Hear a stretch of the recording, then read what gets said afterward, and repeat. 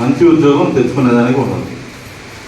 దానివల్ల ఏమవుతుంది, మీ చుట్టుపక్కల ఉన్న వాళ్ళందరూ ఎదుగుతూ ఉంటే మీ లైఫ్ స్టైల్ ఒక పాయింట్ దగ్గర స్టాగ్నేట్ అయిపోతుంది, ఆగిపోతుంది. సో అందరం కూడా as a student level high aim అనేది ఉండాలి.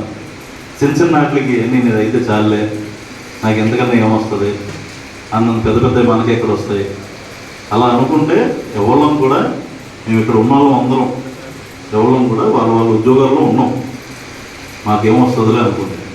కాబట్టి మీరందరూ మేమెంత కేపబుల్లో ఎగ్జామ్ రాసినప్పుడు మీరు అంతే కేపబుల్. మీలాగే కదా చదువుకున్నది. ఏమన్నా పుట్టుకతో ఎవరికైనా తెలివితేటలు వస్తాయా?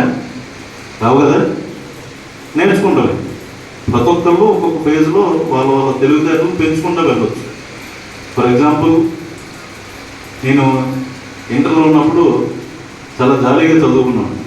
మాకు పెద్ద ఎంసెట్లో పెద్ద ర్యాంకింగ్ కాదు నాకు.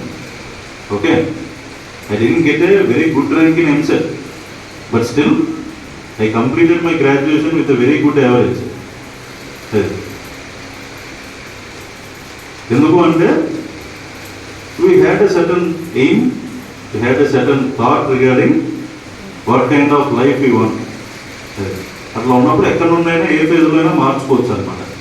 కాబట్టి దయచేసి ఇట్లా ర్యాగింగ్ ఇలాంటి అన్నెసరీ యాక్టివిటీస్లో, పనికిరాని యాక్టివిటీస్లో పడగలరు. ఎందుకంటే దానివల్ల ఎవరికి యూజ్ ఏమి ఉండదు. At the end of the day దీనివల్ల నాకు ఏంటి అని ఆలోచించుకున్నారనుకో, ఒకటి రిస్క్,